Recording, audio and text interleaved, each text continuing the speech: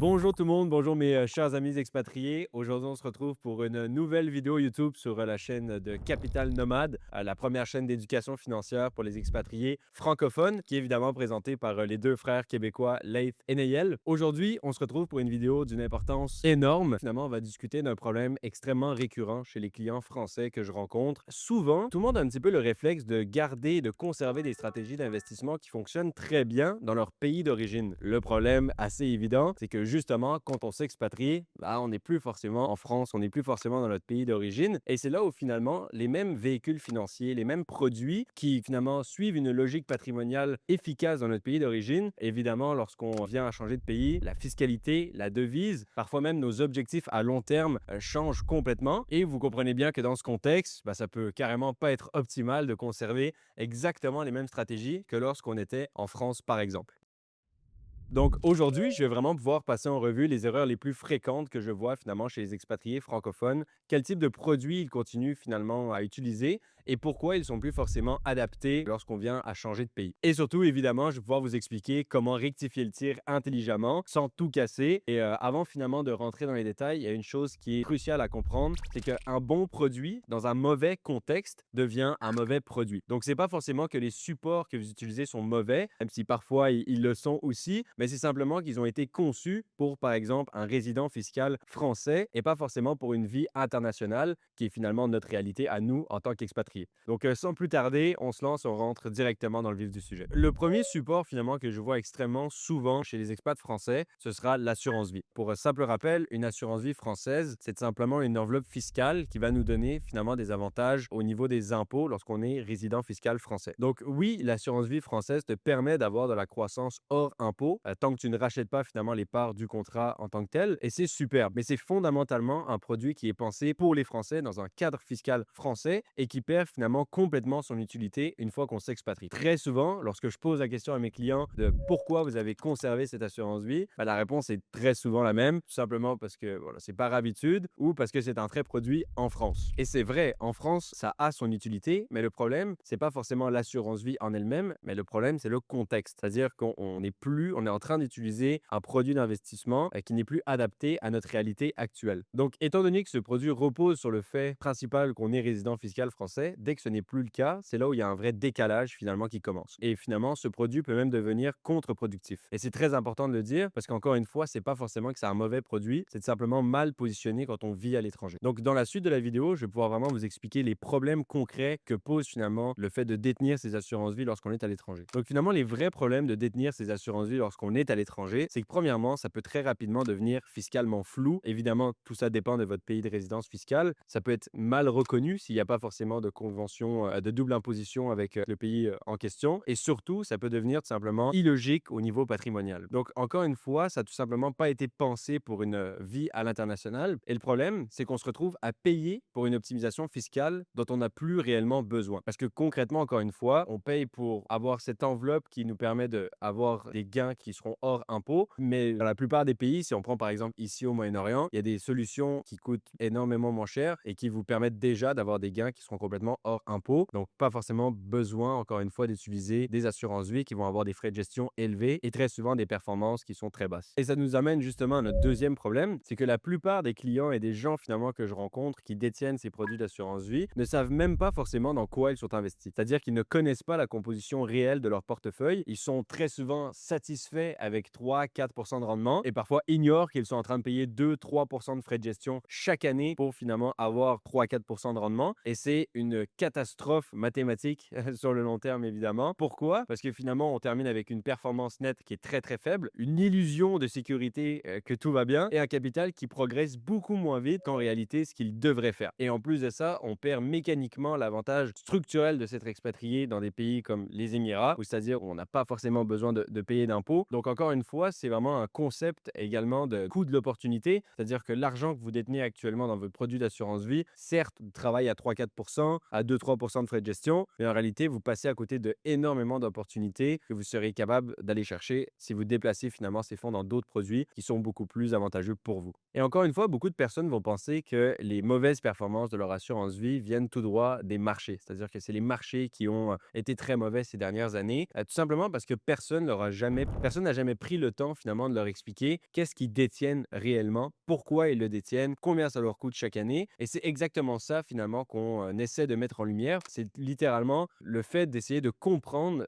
ce dans quoi on est investi et pourquoi on doit utiliser cet outil patrimonial dans notre stratégie à nous. Encore une fois, conserver ce type de véhicule financier simplement par habitude, c'est clairement pas le logique sur le long terme. Et pour finir, la problématique, c'est qu'on ne s'en rend pas compte tout de suite. C'est-à-dire qu'on va s'en rendre compte seulement une fois qu'on va devoir faire des retraits de cette assurance vie, qu'on va devoir gérer une succession. Autrement, tout semble bien aller. L'argent est là, le contrat fonctionne, malgré le fait que cet argent travaille à de faibles rendements. Il n'y a rien forcément qui sonne l'alarme. Le problème apparaît souvent plus tard, au moment où tu en as vraiment de besoin. Et c'est là que beaucoup de gens finalement découvrent que les retraits peuvent être imposés dans les deux pays si finalement il n'y a pas de situation fiscale qui a été clairement structurée. Les virements peuvent devenir complexes, lents, voire temporairement bloqués pour des raisons de conformité entre les banques. Donc évidemment, tout ça, c'est du cas par cas. Ça va dépendre de votre pays de résidence fiscale, de la façon finalement dont est traité les types de contrats à l'étranger, de l'existence ou non d'une convention fiscale avec la France. Tant que tu ne touches pas à l'argent, au final, tu as l'illusion que tout va bien. Mais le jour où tu vas vouloir racheter, transmettre ou restructurer, parfois même déplacer ton capital, c'est là où vraiment tu vas te rendre compte que ton produit est pensé pour la France, pour des Français. Et c'est pour ça que ce sujet est autant crucial, parce que même quand rien ne se passe, au final, ce qu'il faut comprendre fondamentalement, c'est que votre argent, actuellement, vous êtes en train de payer pour des frais de gestion pour obtenir des rendements finalement qui laissent complètement à désirer. Donc les questions qui sont essentielles à se poser avant de conserver cette assurance vie complètement par habitude, c'est est-ce que c'est cohérent avec ma situation actuelle? Est-ce que je le garde par stratégie pensée et réfléchie ou simplement par habitude? Et surtout, vu les frais qui y sont reliés, est-ce que je comprends bien ce dans quoi je suis investi et est-ce que les rendements que j'obtiens en échange sont réellement intéressants? Et si tu n'as pas la réponse à toutes ces questions, c'est généralement le moment où il faut tirer la sonnette d'alarme. Donc la deuxième erreur que je vois extrêmement souvent, ce sera finalement des expats français qui vont conserver des comptes qui encore une fois sont dans une logique française. Ça revient un petit peu au produit de l'assurance vie, mais des comptes comme le PEA, donc le plan d'épargne action. Donc le plan d'épargne action est un excellent outil, mais encore une fois, il a été pensé pour une chose, un résident fiscal français qui investit régulièrement dans les actions européennes ou autres. Le problème, encore une fois, c'est que quand tu t'expatries, cette mécanique se casse. Donc pour la plupart des cas, tu peux conserver ton PEA, mais tu n'as plus le droit de l'alimenter. Et c'est là qu'il y a un vrai problème stratégique, parce que si tu ne peux plus alimenter ton PEA, tu ne peux plus faire ce qu'on appelle du dollar cost averaging, et c'est-à-dire que tu ne peux plus investir progressivement dans le marché, profiter des corrections du marché, améliorer ton prix d'entrée actuel et faire grandir ton portefeuille d'une façon saine et régulière. Ton portefeuille devient figé et tu te retrouves avec des positions achetées à un instant T aux valorisations du moment où tu étais encore résident. Donc la catastrophe, c'est que si les marchés corrigent, tu peux plus forcément renforcer ton portefeuille en allant chercher finalement des actions à un prix plus bas. Donc finalement, un outil qui est censé être pensé comme un outil de croissance devient finalement un outil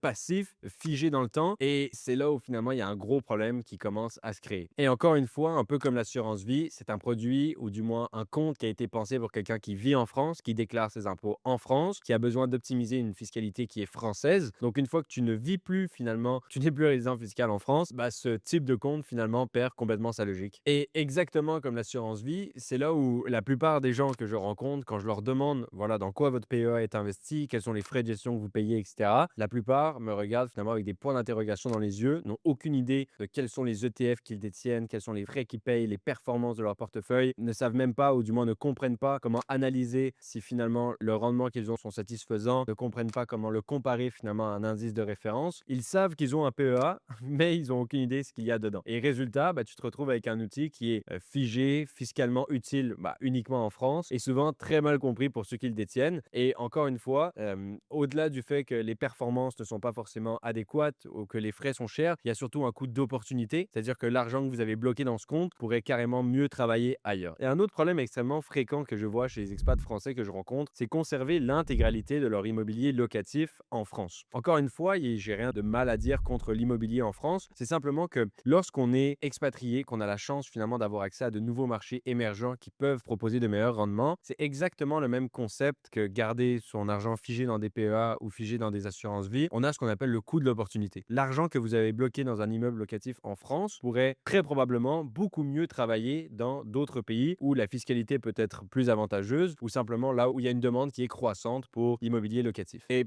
par ailleurs, c'est pas forcément les régions de la France ou le détenir un bien locatif en France qui est mauvais. Ce qui rend finalement, ce qui vient gruger énormément des rendements de votre bien immobilier, c'est simplement l'impôt que vous devez payer à la France, c'est-à-dire l'impôt sur les revenus locatifs, sous les prélèvements sociaux. Et fondamentalement, ce n'est pas que l'immobilier en France est mauvais, mais simplement structurellement, ça va te coûter très cher, simplement à cause des impôts. Tu auras un impôt sur les revenus locatifs, tu auras des prélèvements sociaux, une taxe foncière. Après, il y a des travaux de l'entretien un peu comme partout. Mais au final, entre toutes les charges que tu vas devoir payer, le rendement net de ton immeuble sera très souvent beaucoup plus faible que ce que les gens imaginent. Et surtout, encore une fois, tu passes à côté d'opportunités qui sont beaucoup plus intéressantes ailleurs. Et le pire dans tout ça, c'est qu'à la fin, tu vas devoir encore payer des impôts. C'est-à-dire qu'à la sortie, tu devras payer une impôt sur les plus-values, sur les prélèvements qui sont additionnels. Et c'est des règles qui sont parfois très défavorables pour les non-résidents. Donc, pour de la création de valeur à long terme, c'est clairement pas la meilleure option. Donc, la vraie question à se poser, c'est pas forcément est-ce que mon bien en France est correct, est-ce qu'il performe bien, mais la vraie question, c'est est-ce que aujourd'hui, c'est la meilleure utilisation possible de mon capital? Parce que ce qu'il faut comprendre absolument, c'est que ce même capital pourrait être investi dans des marchés qui sont beaucoup plus dynamiques, dans des régions qui ont une forte croissance, parfois avec zéro impôt sur les plus-values, zéro impôt sur les revenus, une fiscalité qui est beaucoup plus attrayante pour nous investisseurs. Donc, c'est pas forcément ce que ton bien actuel te rapporte, mais ce qu'il faut que tu comprennes, c'est ce à quoi tu renonces en immobilisant ton capital dans tel bien immobilier en France. Donc, pour terminer, c'est pas forcément de la sécurité, c'est crucialement une opportunité qui est manquée en immobilisant du capital dans des régions qui sont malheureusement de moins en moins attractives. Donc, faites en sorte de faire travailler chaque centime que vous avez à votre disposition et surtout, essayez de penser, est-ce que ça s'inscrit dans une stratégie patrimoniale long terme? Est-ce que c'est vraiment la meilleure utilisation de mon capital aujourd'hui? Et si finalement, vous n'avez pas des bonnes réponses à ces deux questions, clairement, ce serait le temps de changer quelque chose dans votre stratégie. Et pour la suite, ce que je vais pouvoir vous dire maintenant, bon, est quand même très très logique, mais les produits de défiscalisation française, comme les produits Pinel et les autres dispositifs, encore une fois, ont un objectif très clair, c'est de réduire l'impôt français. Mais quand on n'est plus résident fiscal français, l'objectif perd complètement son sens, parce qu'en fait, on garde la contrainte, mais on perd l'avantage. C'est-à-dire qu'on essaie de baisser un impôt qu'on ne paie plus. Donc, ça ne fait absolument aucun sens. Donc, concrètement, un produit de défiscalisation n'a de valeur que s'il y a un impôt à réduire. Autrement, c'est exactement le coût de l'opportunité que j'ai pu vous expliquer juste avant. Mais c'est la chose finalement que je vois le plus souvent quand je rencontre finalement mes clients français, c'est les comptes bancaires qui sont conservés par habitude pour absolument aucune bonne raison. On va se retrouver avec des comptes courants en France, des livrets, une épargne qui dort sans absolument aucune stratégie évidemment, mais concrètement, on a un rendement extrêmement faible, aucune logique internationale, aucune optimisation et de l'argent immobilisé.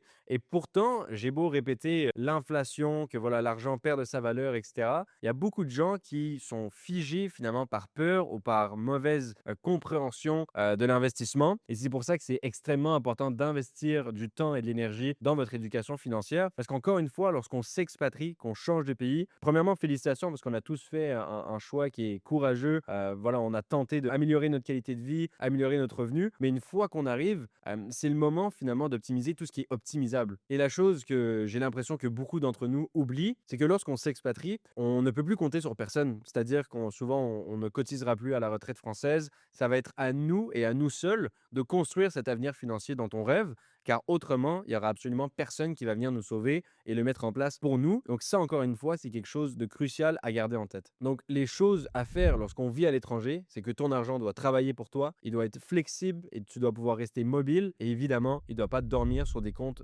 en France simplement par habitude. Et c'est pas la première fois, ni la dernière fois finalement que je le dirai sur cette chaîne, mais l'absence de stratégie est fondamentalement ce qui vous coûtera le plus cher sur le long terme. Et pour terminer, si tu dois vraiment retenir une seule chose de cette vidéo, ce sera celle-ci, c'est que c'est pas forcément qu'un actif est bon ou mauvais, mais c'est tout simplement de se poser la question, est-ce qu'il est encore adapté à ma vie d'aujourd'hui? Parce qu'encore une fois, beaucoup d'expats que je rencontre vont détenir des produits qu'ils comprennent à moitié, des actifs qui ont toujours eu un sens dans leur stratégie lorsqu'ils étaient dans leurs anciens pays, mais au final, dès que tu changes de pays, ça ne fait plus aucun sens. On vient changer de fiscalité, on change de devise, parfois on change de projet de vie, et ta stratégie patrimoniale doit aussi évoluer avec ta réalité actuelle. Donc la vraie question à à se poser aujourd'hui, c'est pas forcément est-ce que mes investissements sont bons, mais c'est est-ce qu'ils sont encore alignés avec ma vie d'expat aujourd'hui. Au final, est-ce que ce que tu détiens te permet d'être flexible, te permet d'être mobile et cohérent fiscalement et surtout travaille réellement pour toi dans tes intérêts et pas ceux de ta banque. Car encore une fois, conserver des actifs par habitude,